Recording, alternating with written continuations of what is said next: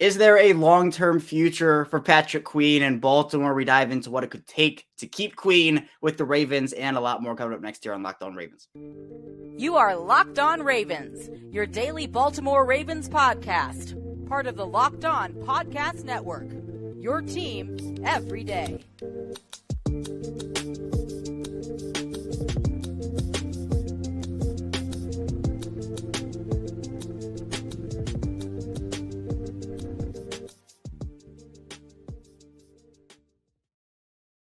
Welcome into another edition of Locked On Ravens, your daily Baltimore Ravens podcast. I'm your host, Kevin Ostreicher of Ravens Wire. We're here on the Locked On Podcast Network, your team every day. Thank you so much for being here, making us your first listen each and every day. Free and available all podcasting platforms, including in video form on YouTube. And we're back here with Spencer Schultz, our Taco Tuesday guest.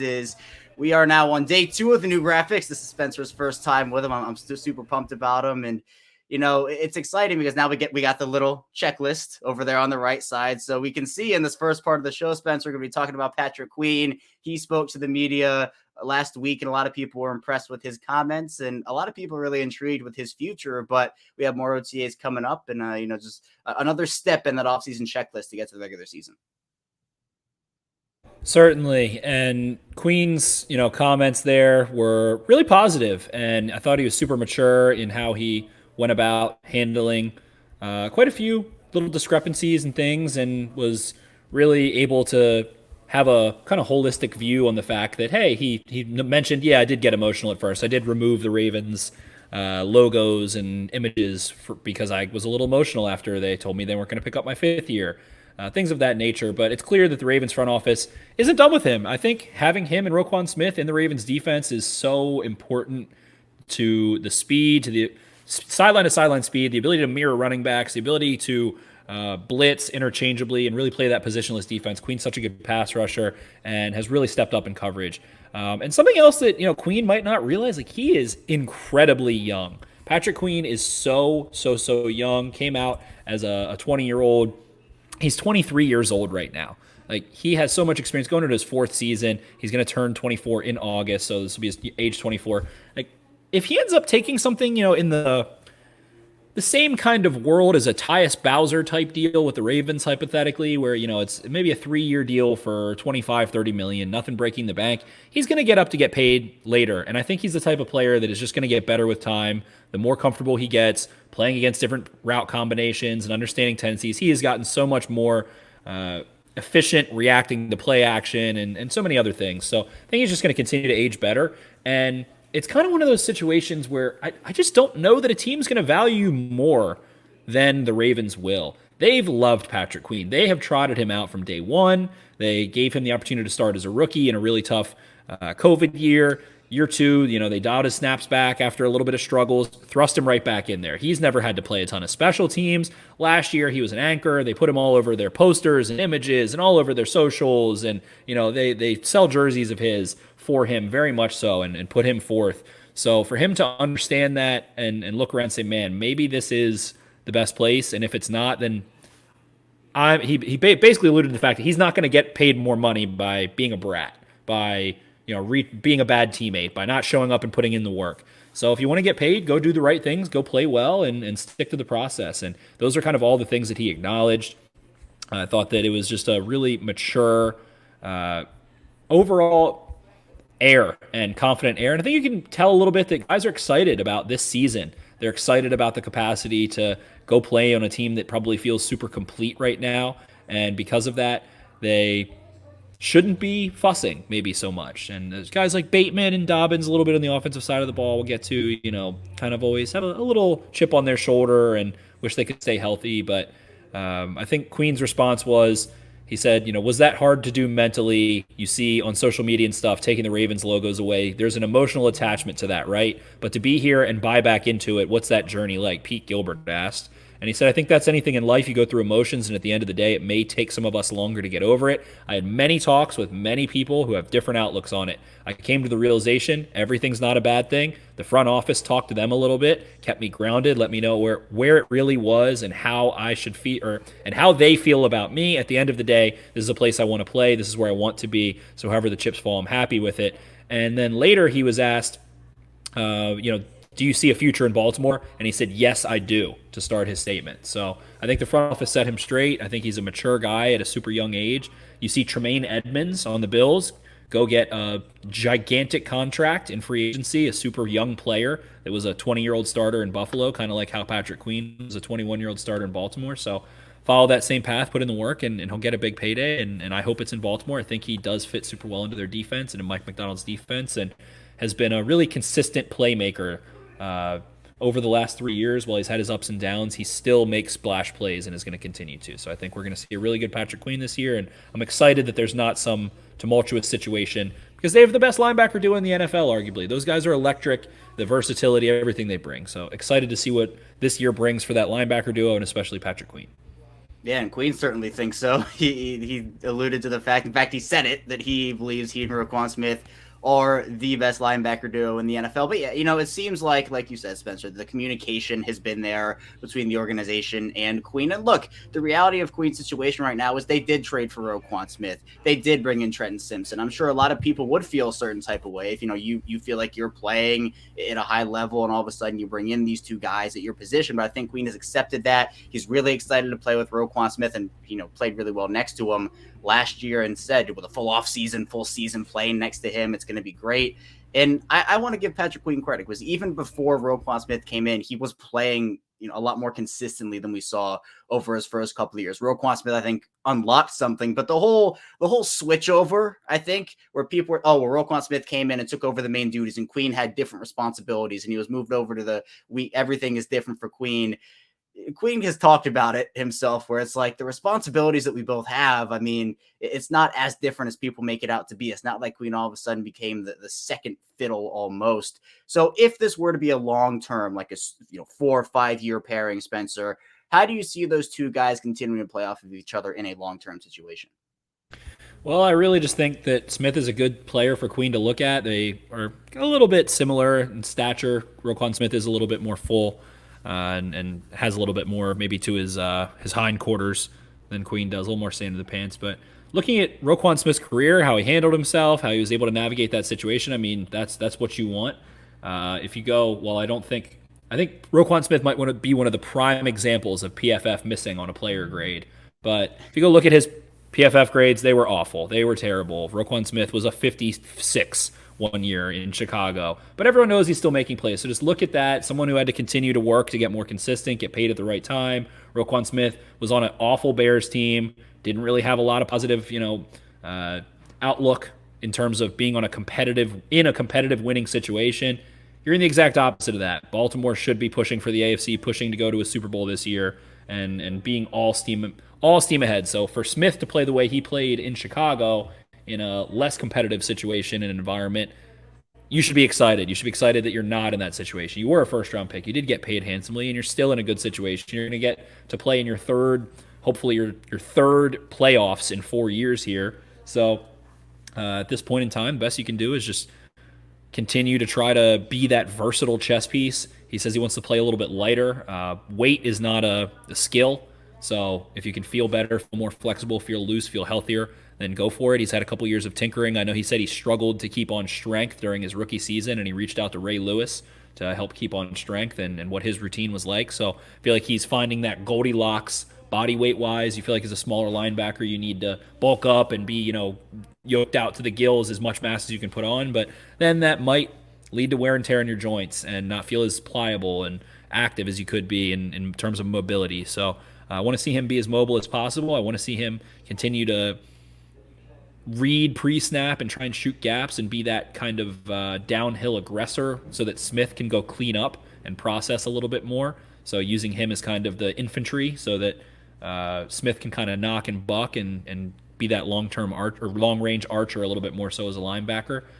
You want to see him continuing to develop in his hook to curl zones and his route recognition underneath and being able to kind of jump some of those routes like we saw him do against the Steelers and a couple times this season. So making plays in the pass game is going to be huge for this team, and they're going to ask those two guys to be so versatile. And then with Malik Harrison and Trenton Simpson, you feel like you've got another kind of yin and yang. You've got like a base 3-4 meteor guy who can move around. Simpson a little lighter, a little more aggressive. You can use him as that overhang defender possibly and do some interesting things with him. So they've got tons of combinations with their inside linebackers now, a position that prior to acquiring Smith really has been thin. They drafted Queen because they had such a need there for several years following, C.J. Mosley all the way back to Darryl Smith, really, and I guess really since Zach Orr's unfortunate retirement. Ever since then, the Ravens have been thin at linebacker. So for them to have that plugged up a little bit, be like, all right, we want to get the Simpson kid on the field. We want to get Malik Harrison some snaps. And we also have, a Pro Bowl caliber player in Queen and an All-Pro in Roquan Smith. It's going to be a lot of fun for Mike McDonald to fix or figure out. And you're deep. You feel good in case of, unfortunate injury and can go from there. Yeah, and I know it's early to ask this question because we still have the full season ahead, but if you had to give a percentage, I mean, how likely do you feel like there is a long-term future for Queen, and how sustainable do you think that business model is paying? I assume Queen's going to get somewhat of a big deal. How sustainable is it to pay 2 inside linebackers that kind of money in today's NFL? I think it just, in today's NFL, I'm going to reduce to in your defense and what you want this vision of your defense to be. I think that inside linebacker is super important for Mike McDonald in particular to be able to have those guys be playmakers, more so than being, really heavily relied upon to fit the run and really only do that. He wants to create a ton of mess with them blitzing and working around. So, again, I think if you look at kind of Tyus Bowser's contract, it's like, all right, he was a solid player. He kept with it and took a contract that's, going to change his life and his family's life forever. And then can step into that at 24, 25 years old, go get a 2-year, 3-year deal with Baltimore, play here for a little longer, maybe go hit free agency in a couple years after you've really emerged and become a long-term stalwart defensively potentially, then I think that's a worst-case scenario for Queen to stay in Baltimore on maybe a 3-year, $30 million deal, something like that, and then see if you can go get another 4-year, $60 million deal elsewhere. So I think that's the route for him, and I think, I don't know, again, it's the organization that drafted you, put a ton of faith in you, and clearly wants you to stick around. I think the tone, they must have told him some very reassuring things about how they feel about him, how they'll treat him, and you go look at a guy like Ben Powers, for instance, who, feel free to price yourself out. Feel free to force that conversation on us. We would love to have that conversation. So I think it's a realistic thing. I would say, 50-50. That he could stay, and with the attitude that he has, and if the Ravens are good and want to offer him enough money for him to feel satisfied relatively, considering the linebacker market, which has not been great aside from guys like Edmonds and Smith and Warner and a couple others. If you're not in that upper echelon, you're not doing yourself any favors expecting to be paid like a top corner or a middling corner or an average corner. It's positional value and market, and I guess that's where today's NFL factors in. But I think the Ravens it would be unwise for them not to keep consistent linebacker play at both of their inside linebackers. You want to play too high. You want to be able to spread things out, play teams like the Bengals and hold up in space. You need good linebacker play. You need to be able to play well with light boxes to do so. So I think the Ravens should definitely consider it for a reasonable price, maybe $8 to $10 million a year on a 3-year deal. I think that would be a nice meeting in the middle, and it might sound silly, but hey, then you have Roquan Smith insurance too, right? When you invest so much in a particular player, if you can get another capable starter on something that doesn't cripple you, then go for it. But Lamar's contract can't pay everybody. They've got a lot of highly paid guys right now, and again, I'm sure they would love for Queen to put the pressure on them to re-sign with his play. Yeah, and I think I'm right. I feel a lot better in Queen potentially staying than I did maybe right when they picked Trenton Simpson. I'll say maybe 45-55 staying versus going, but I was down on the staying part before, and it just feels like, again, the communication is there. And the Tyus Bowser thing, I think, is a really good comparison of this whole thing, because I don't think anybody expected the Ravens to get Tyus Bowser on the deal that he got. I think it was a good deal for both the Ravens and for Tyus Bowser, as you talked about.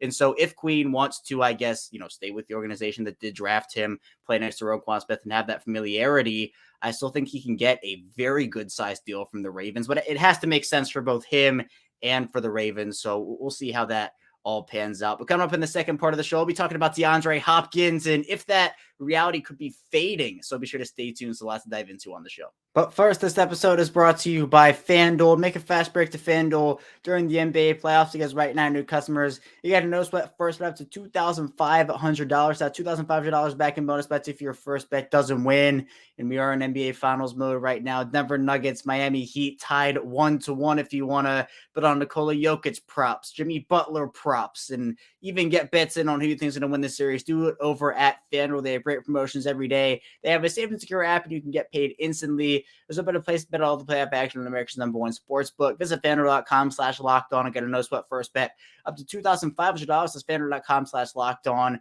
FanDuel, official sports betting partner of the NBA. We're back. Our second segment, Locked On Ravens. Kevin Oestreicher still here with Spencer Schultz of Exit 52. And Spencer, we've talked about DeAndre Hopkins, it feels like, for a very long time. The Ravens tried to get him, and then he ended up getting traded from Houston to Arizona. He's now on the market, a free agent, and there have been the connections. DeAndre Hopkins obviously had a lot to say about playing with Lamar, also a bunch of other quarterbacks. It wasn't just Lamar. But this is a possibility now, but it's almost like they don't necessarily need him anymore. He's not a need. It'd be a luxury at this point because they signed Odell, because they signed Nelson Aguilar, drafted Zay Flowers. But there's no debating, to me at least. I think Hopkins would be the best receiver on Baltimore's roster on the field. And there's a lot to say about having Hopkins, Odell, Bateman, and Zay Flowers as your top four guys. I mean, that is one of the best receiving groups in the NFL automatically. But it just feels like, to me, the possibility of it is fading. Baltimore, I think they have about $11 million-ish in cap space right now. Maybe they could make it work, but it seems to me like Hopkins is prioritizing a contract over a team. Feels like he's open to signing with anybody based off of reports. Feels like it'll be Cleveland to me. I don't know if that's real or not and how realistic that is, but what's your whole feeling process, Spencer, on if DeAndre Hopkins would be a good fit for the Ravens still, and if you want to see him in Baltimore this year? Well, at this point, it's hard because you look at Bateman, you look at Odell, and you say we could easily end up not having either of those guys healthy pretty quickly. So they've definitely pushed their chips on the guys that have not had stable health in quite some time, and because of that, little questionable overall. And maybe a Hopkins would make sense in that vein, but for the contract he's asking, for where you might need help elsewhere. Like you mentioned, Flowers should still be a playmaker. You still have Nelson Aguilar, you feel like is a solid veteran depth, guy that can play inside and outside on ball a little bit, can play some flanker, has played in the slot successfully and been a vertical field stretcher in that sense. So, I'm not saying don't sign DeAndre Hopkins because of Nelson Aguilar, but it's really just the scope of, do we have bigger fish to fry and do we have viable options to do so? I don't think the Ravens are going to make a move until the trade deadline for another big player. And I think with a little cash in their pocket, they have the opportunity again. They've been sniffing around every deadline. We've seen them acquire Roquan Smith, Marcus Peters, Yannick Ngakoue, and I would anticipate another defensive addition midway through the year. When you keep the tab open a little bit, you keep some credit available, that allows you to not close out possibilities on a lot more teams. You can have more serious offers in terms of trade capital because you can be willing to take on a larger chunk of a player's salary as opposed to needing help. So I believe that the Ravens are probably out on DeAndre Hopkins. I think it was kind of an Odell or Hopkins situation. They also paid Odell in a structure that they're going to have to pay a lot of interest, essentially, if they don't sign him again next year. So he is set up. Basically, if healthy, we'll love to pay you and have you stay here and be a stable force alongside Bateman and Zay Flowers. So all of those factors combined make me say no.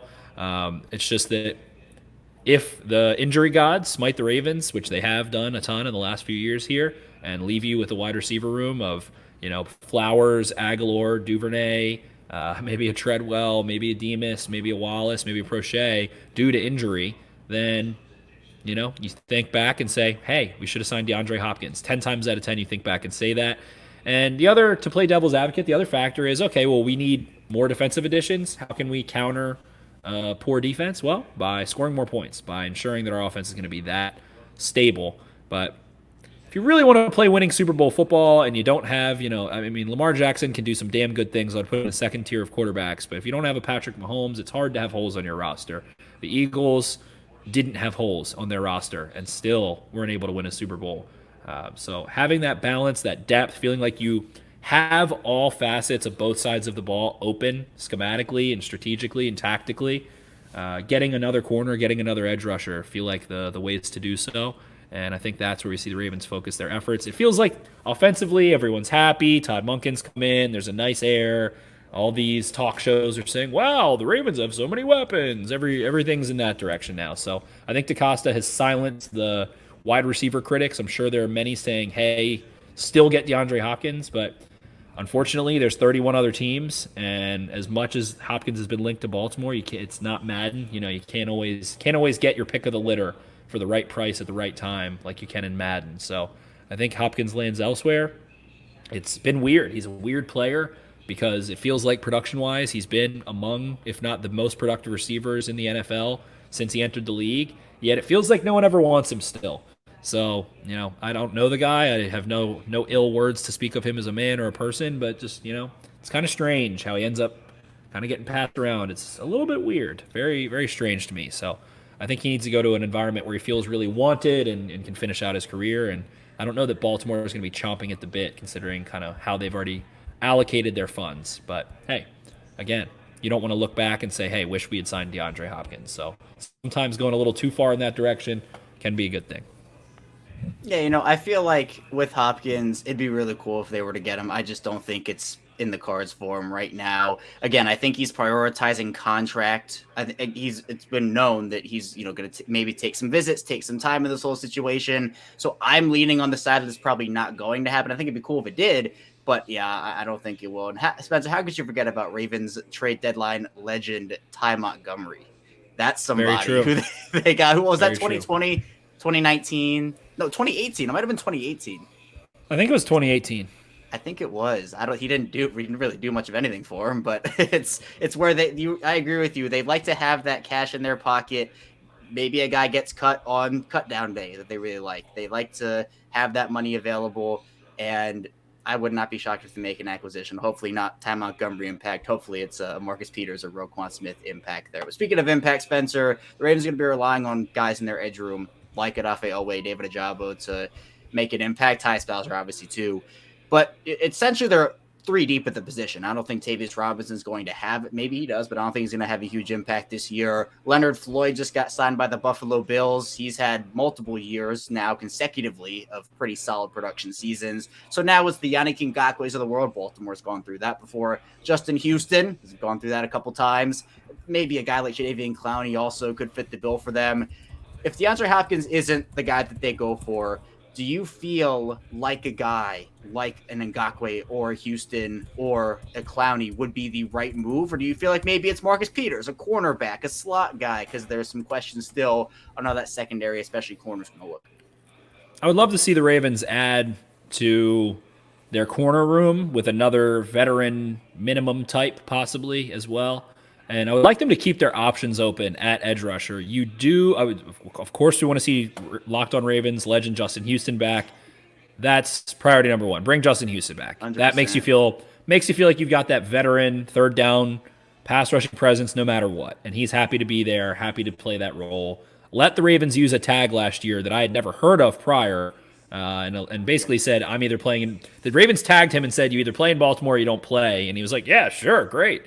So it makes me think that he really likes being in Baltimore. Hopefully we see him back. I want them to keep their options open so that going into the season, they have the possibility to go make another trade deadline move.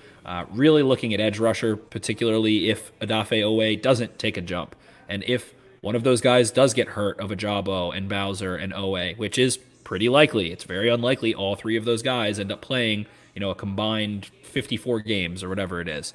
So ultimately, go get a pass rusher, leave the capacity to do so. Let those young guys, Oweh and Ojabo especially, get reps early. Evaluate what you've got. Do you have viable starting edges? Do you have young, promising pieces, or do you have a hole that you need to fill? So we've seen the Ravens do that at inside linebacker, and that ended up in the 2019 swap out between Kenny Young and Patrick Owasso into Josh Bynes and LJ Fort. So let's see what the young guys can do early in the season. If they can't get it done, go get a pass rusher towards the deadline. That's where you feel like defensively you're comfortable integrating guys in midway through the year. Offensively, a lot harder to make moves.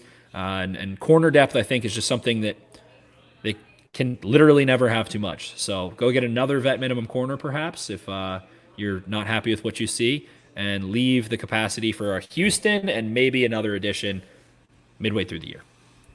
Yeah, and the saying that we've been talking about, Spencer, for years is the Ravens start the year with 50 million healthy corners and they end it with 2. So you literally, quite literally, can never have enough good cornerback depth. We're coming up in the final part of the show. We'll talk about the Ravens wide receiver depth and the player that they signed on Monday, and also talk about J.K. Dobbins' comments on Twitter, what that potentially means. So be sure to stay tuned. So a lot to get to on the show.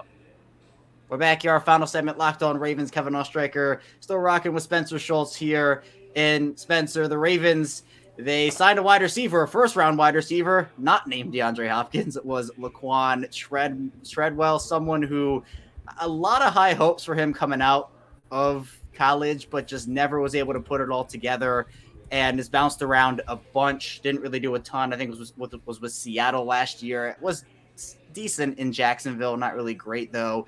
This is something to me. It's not a needle moving signing. It, maybe falls in the same vein as Andy Isabella. Although I know how much you love Andy Isabella. I think that signing to you was the greatest signing the Ravens have ever made. So maybe not quite in that category. But I think Treadwell, someone maybe can come in and compete for the 6th spot, maybe a practice squad spot, but not someone who I'm overly saying, well, yeah, this guy's going to make the roster and have a huge impact this year. Yeah, I think Treadwell, to me, I mean, again, don't know the guy, but at this point, for him to still be pushing to really play, gotta love the game, gotta be a huge fan of the game, gotta love the work, gotta love practicing.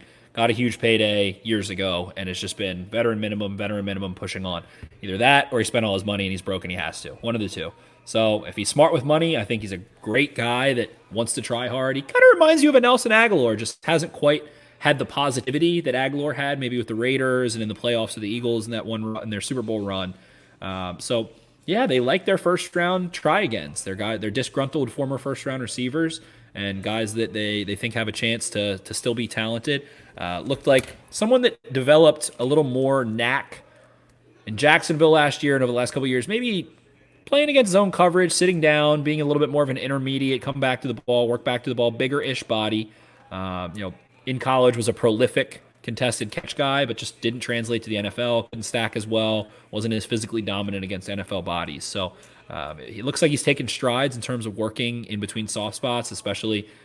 See a lot of, I don't know, when I'm casually viewing or watching highlights or something, I see a lot of passes where he's able to sit down between the second and third level somewhere, between 2 high safety structures or in against cover 4, and looks back to the ball, works back to the ball a little bit. So, someone who's been around, has NFL experience, knows the work, so can't hurt to have that kind of body pushing for a roster spot and pushing up the level of competition of all the younger guys like Prochet and like Wallace.